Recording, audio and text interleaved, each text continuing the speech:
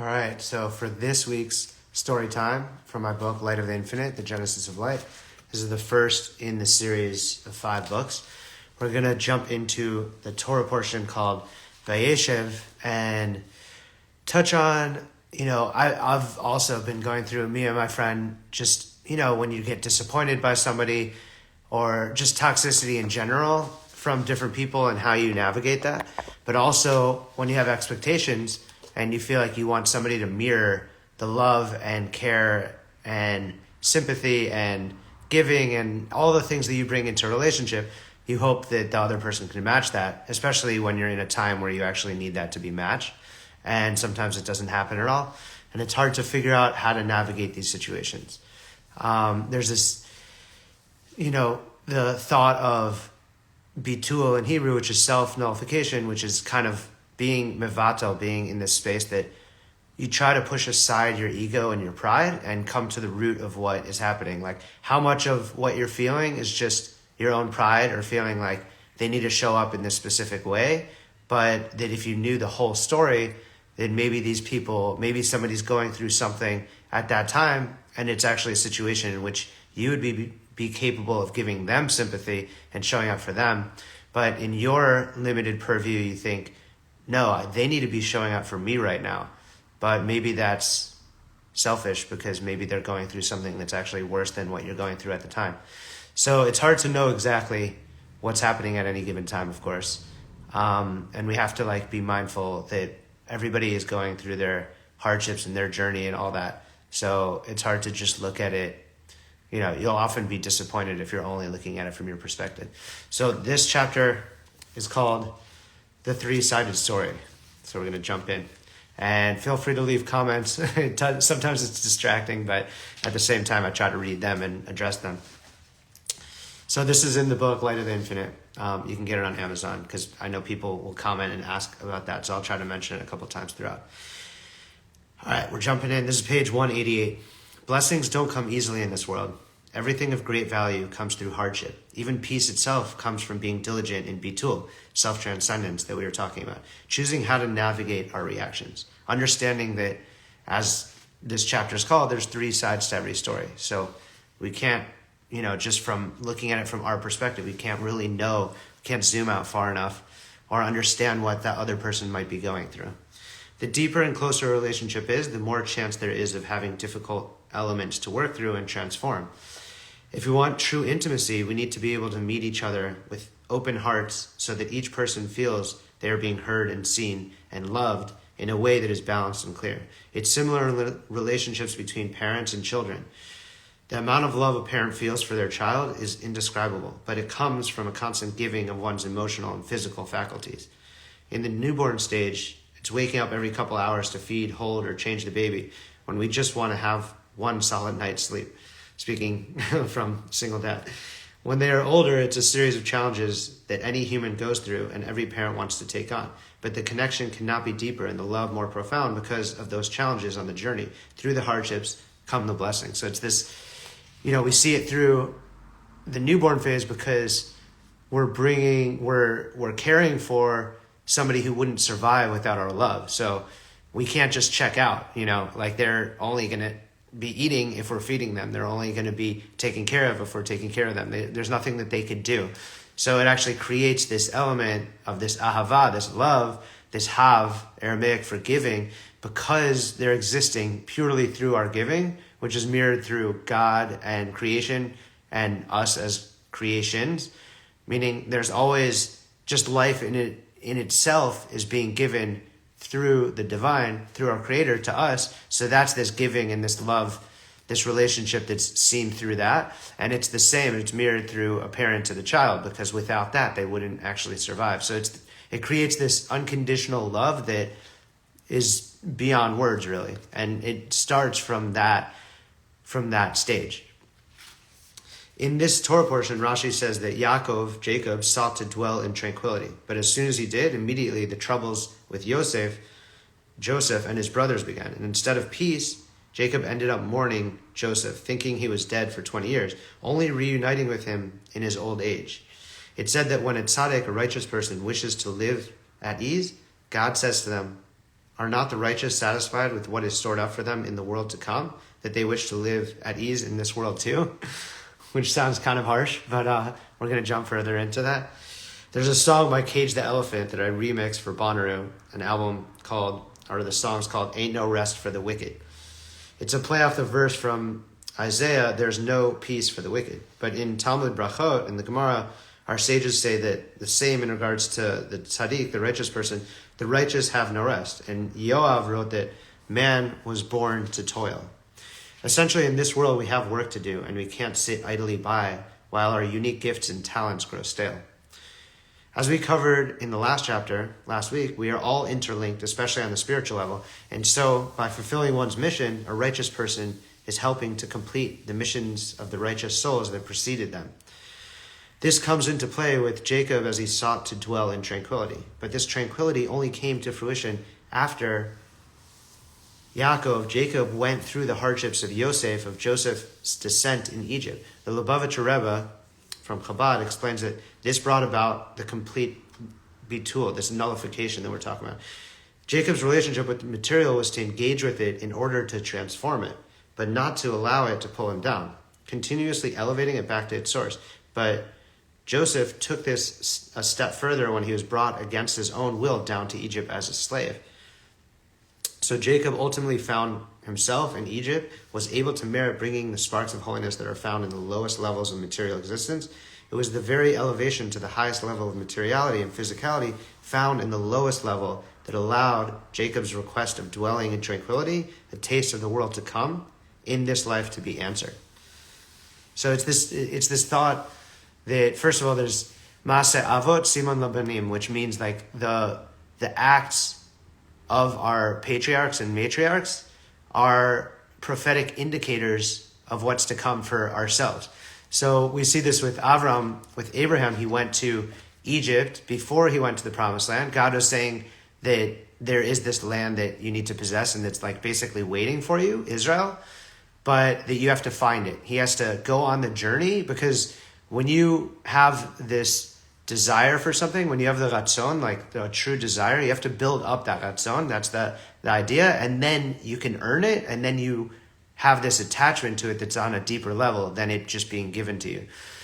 And we see with Abraham, with Abraham, he left Egypt with greater wealth. And that's also what happened with Bnei Israel, with the children of Israel. They went into Egypt and unfortunately went through all these hardships and slavery, this constricted consciousness. But in the end, they actually left with greater wealth and reached the promised land, reached the redemptive consciousness. So this idea of Yerida and Aliyah, of going down into materiality, into darkness, into disconnect, into that which opposes often godliness, but going in there to bring it back like a bracha, like a blessing, bringing it back to alignment as creations with the Creator, as elements that maybe have this klipat noga, this element that something can be used for, disconnect and darkness, or it can be used for ultimate connection and ultimate light with the Creator, really. So the idea is that as we see with Yaakov, he's elevating, with Jacob, he's elevating all these nitzotzot, these sparks that fell, and he's elevating it back to the ultimate level. So the idea is that we have to do the same. And to always continuously, my friend Dave Pack, he was going through a hard time yesterday, just business-wise, and he called me. He's like, give me a Dvar Torah, like, give me something. I'm like, in this space, and I need, and we went to this Israel event for Sheba Hospital last night, and he was like telling somebody, he's just hyping me up everywhere, like he wrote 5 books, and I'm like super shy in person, so I'm just like, okay. And then someone's like, okay, well, let me hear. And then he mentioned this thing, and it was Torah of Rabbeinu, so it's Rabbi Nachman, and basically Likutei Halachot, which is Rabbi Natan writing about Rabbi Nachman of Breslov through that lens for Shulchan Aruch, through the Code of Jewish Law.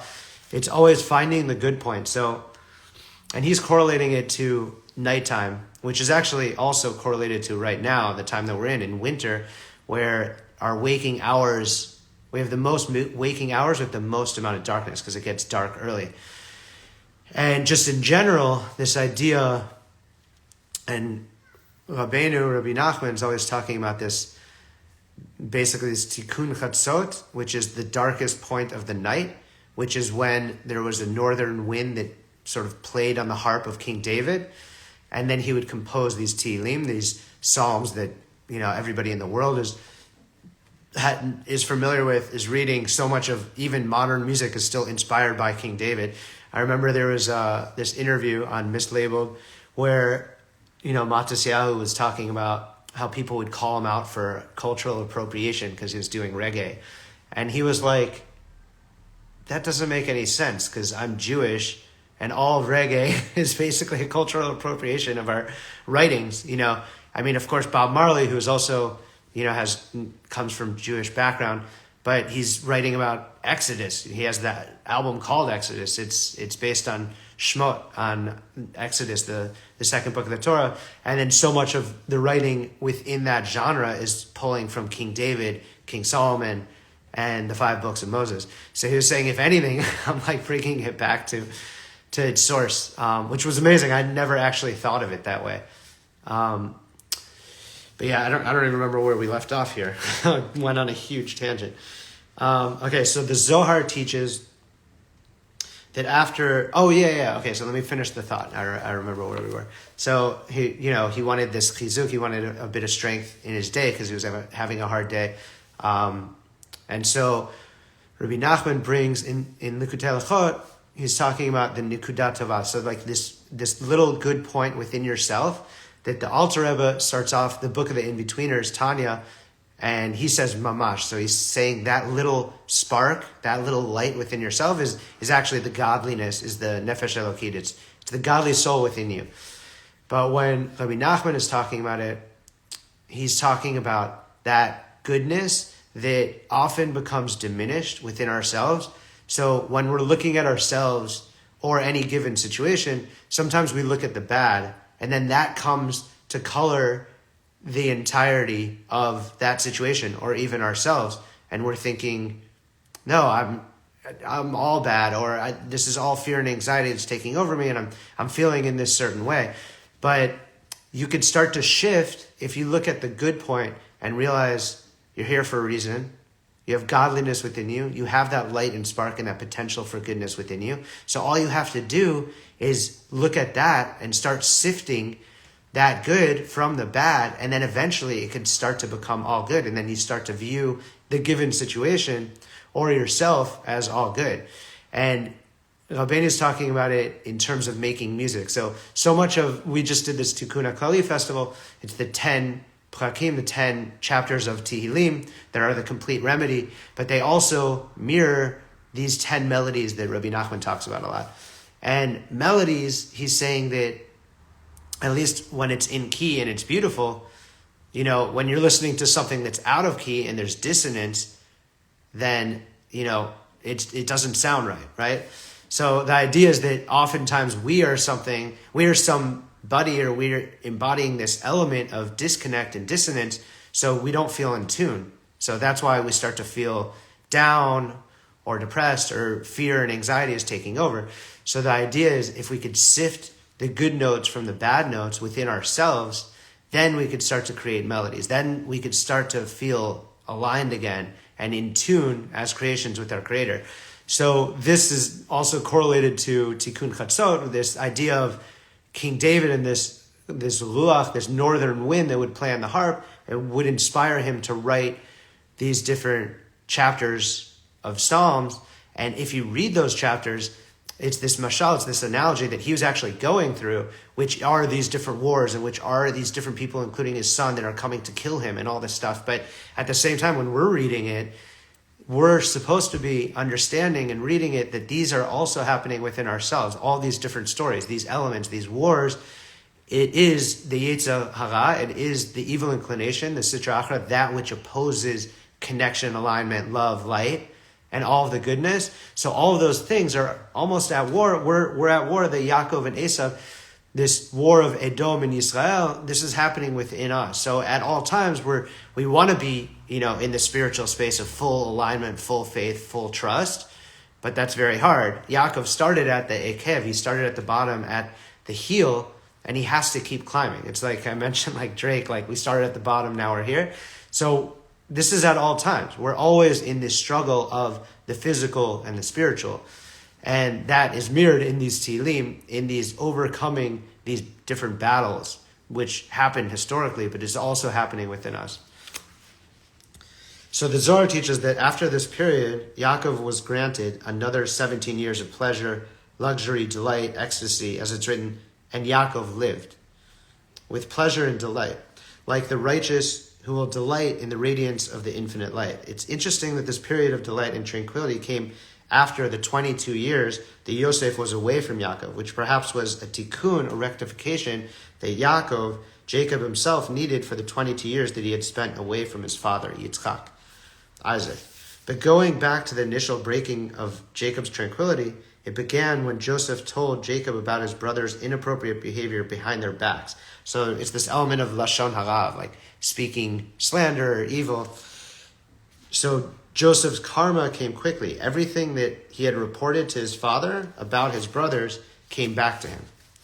He shared how his brothers were eating flesh cut off from a living animal, and his brothers sold him, cutting him off from the family. He told Jacob how the brothers treated the sons of the handmaids with contempt and called them slaves, and then Joseph was sold for a slave. Because he shared with his father that his brothers were acting immorally, Joseph's master's wife cast her eyes upon him, and he landed in a prison in Egypt for 2 years. So this is pretty quick karma. This is him speaking slanderous about, his brothers, which, words create worlds. So it's like it's creating this other view from from his father of how it's coloring the father's view of their sons. And then basically what's being pointed out here is that this basically happened and manifested in his own life. We see the same when Joseph shared his dreams with his brothers, which painted a picture of them worshiping him. Even though it was a dream, it stirred jealousy in them. And Rabbi Samson Raphael Hirsch explains that the evil reports that Joseph would bring to his father about them were what united the brothers to turn against him. Joseph was the one brother that had the ability to unite them for the positive, since he was the only one who had dealings with both groups. Leah's sons and the sons of the handmaidens, but instead of uniting the two, Joseph, in a childlike way, would share with his father the bad things that each group said about each other. This is what ultimately united them as the common ground for people that dislike each other, is often when the two groups find a common enemy. So Fnat Paneach points out that this Torah portion mentions that Israel loved Yosef more than his other sons. The word Israel generally implies the entire nation. And so the choice word to be used here, where many other Torah portions still write Yaakov, is a hint toward the beginning of the exile of the Israelite nation, in accordance with what God told Abraham at the Brit Ben Betarim, the covenant of parts, which stated that Abraham's descendants would be enslaved and then eventually redeemed, and that they would inherit the land of Canaan, known as Israel. The Jewish nation started to take form through Jacob's 12 sons, forming 12 tribes, and the sale of Joseph into slavery marks the beginning of the nation's exile. And what began this long, bitter exile? Words of a brother against his brothers. As we spoke about, that colors someone else's perception, and it has ramifications in the real world. So this is the karma, this is the things that we're seeing, this exacted justice for these words right away.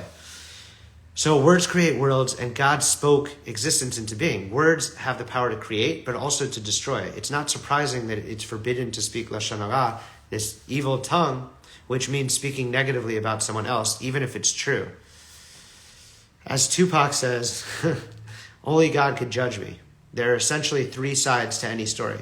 Each person's perspective and the truth, which only Hashem knows.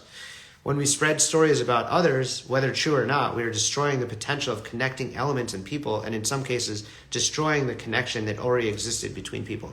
So we saw this, that Joseph had this ability. He could have actually brought all the brothers together, but by speaking slanderous, he actually he brought them together to exact revenge against him, but he could have brought them together in the positive, as opposed to how they were brought together in a way to actually, eventually sell him into slavery, which later, when they thought he was going to take revenge, he was actually telling them, no, it was all for the best because I was able to save the world, well, to save our family, but also save the world from the famine that was coming. So he's like, and it's this idea that we were talking about, this yerida, this sort of descent for this ultimate ascent. So when you're connected through the journey that you're living, realizing that every element of it is a part of the story that's going to take you to this ultimate redemption and to this end, then you won't have so much resistance. When you resist something, it persists, right? That's what Carl Jung says. So when you have full faith, you don't need to resist because you know this is part of the story. And then you can be like, okay, no, like what are the divine decrees that are going to take me to a freer me that I say in one of my poems? But it's true. These things are going to happen. We're disconnected and we're going to have to be reconnected. And these little divine decrees, these little shifts to bring us back into alignment are part of the story. But if you have full faith, then you don't have to have this become this greater thing that's harder and harder, because through resistance, instead you could understand that this is a part of the story and welcome it, even if it's hard, because you know ultimately it'll be for the good. So when he spreads these stories, destroying the connection that already existed between people. In such cases, negative begets negative, and judgment tends to skew, unfavorably playing on people's predilection for drama. In those moments, we tend to forget each of us is our own complex universe and not what one would perceive as 100% good or 100% bad, but just individuals trying our best. By avoiding this evil speech and focusing only on the positive, we can judge everything favorably. And as Rabbi Nachman teaches that every act can bring a person to a place of merit, to a place of revealed good, and to tshuva, which is to return. It's this teshuv, this return of the hay. The last hay, this is from the Tetragrammaton, the Shem Havaya, the Yud-Ke Vav-Ke, this idea that the three preceding letters are connected to the divine and the spiritual state, and then this last hay is us, and we're always trying to bring it back into the four-letter word of God, which is basically the alignment. Rav Moshe Weinberger shares a story of Rav Simcha Bunim of Pshisk in Poland. There was once a tzaddik, a righteous person named Rav Shaila, a brilliant man of Torah living in the town of Puschelberg. You don't often hear about Puschelberg. So he was opposed to the Hasidim of Rav Simcha Bunim, although he still had many friends who were followers of this man, this rabbi. For example, he was on very good terms with Rav Yitzchak of Furka, who was a follower of the Chassid of Bunim, Rav Simcha Bunim. One day, Rav Yitzchak was traveling through Pschettsburg, and he stopped in to visit his friend Rav Shaila. Rav Shaila was disturbed by this gap between them and said, Rav Yitzchak, I know that you are a follower of Rav Simcha Bunim. How can you even come to see me? Doesn't it bother you? You know that I'm against your Rebbe. If you're a real chassid, how can you even talk to me? Rabbi Yitzchak answered, if I knew you were opposed to my Rebbe, you're right. I wouldn't be able to look at your face. Our friendship would be impossible. But I don't believe that you are really opposed to my master. You have never met him. You are judging only based on lashon hara. That has been spoken about him. I know him well, and he is holy and pure. Whoever says anything against him is telling lies. If you actually met him yourself, you would agree. And so when you've said negative things against Rav Bunim, you weren't really saying it against him. Then Rav Yitzchak told Rav Shaila a story. Last year, he said, I was traveling through a new town where I had never been before. I was in the market when out of nowhere a woman attacked me. She was screaming and hitting me with a lot of anger. These people around pulled her off of me, and it turns out that she had been abandoned by her husband years before. When she saw me, she thought that I was him. When she realized her mistake, she was embarrassed and apologized profusely. It was especially terrible for her because the people around us were chastising her for attacking a rabbi. She asked if I could ever forgive her. And I explained, don't be upset. Really, the person you were attacking was your husband because you thought I was him. If you had known I was Yitzchak from Vurka, you never would have attacked me. The lesson we learned from these teachings is that when Rav Shaila was saying negative things about Rav Simcha Bunim, he was not actually talking about Rav Simcha Bunim. As Rabbi Yitzchak explained, this is because the person Rav Shaila was imagining Rav Simcha Bunim to be is really not who he is. You're imagining him to be a terrible person, he explained. as a result of all those negative rumors we've heard, but this is not him at all. This is not the person I know him to be. If my Rebbe had really done those things, then the people are saying about him, then you would be right to oppose him. I would oppose him too. Therefore, I have no problem with you or our friendship because the things you are saying are true, but you've got the wrong person. The person you are describing is not my Rebbe. The rabbi most associated with not speaking lashon hara, Rabbi Yisrael Meir HaKohen of Radin, simply known as the Chafetz Chaim. So named for his sefer by the same name, inspired by the verses in Tehillim, whoever of you desires life, mi Chafetz Chaim, guard your tongue from evil. Lashon hara, this evil tongue, this speaking badly, as a concept is fairly well known, and people remind others of it from time to time. But it also seems as though so many people don't actually know the laws pertaining to this important prohibition. If you were to study for a test of how to be a good Semitic Samaritan, the cliff notes might look a bit like this. Lashon hara means bad talk. This goes so far as being forbidden to speak negatively about someone else, even if it's true. There's also the concept of not partaking in rechilut, in gossip, where it is forbidden to repeat anything about another, even if it's not a negative thing. The prohibition is also on the listener, as it's forbidden to listen to this bad talk. And accordingly, one should either make sure the one who is speaking stops, or if that's not possible, one must remove themselves from the space of lashon hara, from the space of somebody speaking slanderous or speaking negatively, so that you're not promoting and condoning this. If the person had already heard the lashon hara, the prohibition goes as far as to making sure to not believe what one has heard. Because sometimes you can't help but hear what someone's saying, but you can help, or at least try to not believe it, and not let it color how you're viewing that person. And you know how true this is. When somebody, you could have a great view of somebody who maybe you don't know so well, but you've had all these positive interactions with, and all of a sudden someone like says something that maybe is a rumor, and they're like making it seem like it's horrible, and all of a sudden you look at this person totally differently. And Melech David says you're putting this person in this place. And Rabbi Nachman always says if you could judge favorably, then you could actually flip that. And when you look back at that place that you've put them, they're no longer there. So it's really the power of how we're viewing somebody, because they take a defensive position. When if you encounter somebody who you feel like doesn't like you and is very judgmental and has negative feelings towards you, you go on the defense when you see them right away, because you could actually sense that. So that's the idea of mitakening, of like correcting this. And in those cases, we have to be extra careful to judge the person, and indeed every person favorably. Talmud, the Gemara of Nida says, even with all that in mind, it's important to take the necessary precautions to protect oneself in regards to what was spoken. We also cannot retell a negative event using names, and even without using names, since the listener might be able to figure out who is being spoken of. The one exception with lashon hara is when it comes to certain circumstances, such as to protect someone from harm. For example, in business dealings and shidduchim, marriage arrangements, it is permissible or even obligatory to share negative information. But there are many intricate details to these exceptions, and so it's important to learn them prior to using them as leniency in any specific situation. And this also plays out in business dealing. It's business dealings or marriage or all these things that it actually is very important for you to know potentially negative or harmful things about the person. But when it's not in those situations, it's not, because you're just creating more disconnect, more hate in the world.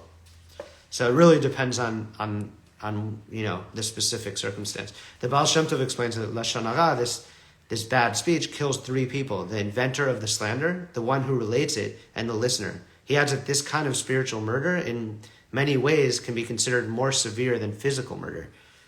There are also many stories of the Baal Shem Tov illustrating the damaging effects of this evil speech, of this bad speech. One of these is of a man that loved to tell stories, some about folks he knew, others about folks that he had heard of. He would always embellish the stories to make them more entertaining. Once he found out something strange about another businessman in his community and couldn't wait to share the story with his friends. They, of course, shared it with their friends until the strange news made its way around town. Finally, the main character of the story, the businessman himself, heard the news. This businessman ran to the rabbi in distress. Ruined, no one in the community would deal with him now. Just like that, his good name was gone. The rabbi looked to the businessman and said, "I have an idea. and he decided to send for the man who loved to tell these stories, figuring if it was not he who started spreading this lashon hara, this evil speech, perhaps he would know who it was. The man didn't think much of it because it was true, but after hearing from the rabbi how devastated the businessman was, the man who loved to tell stories felt true sorrow and regret. The rabbi explained that whether it is true or not, it is all slander, which is akin to murder. As we see in the case, one kills the person's reputation and their ability to live. The man started to feel even worse and asked, what can I do to make this undone? I will say anything. So often we're in these situations and we're just saying it. It's like we want to have these conversations with people, and it's like, there's some juicy news that I could say, but we don't often think about what the ramifications are. They could be massive and devastating.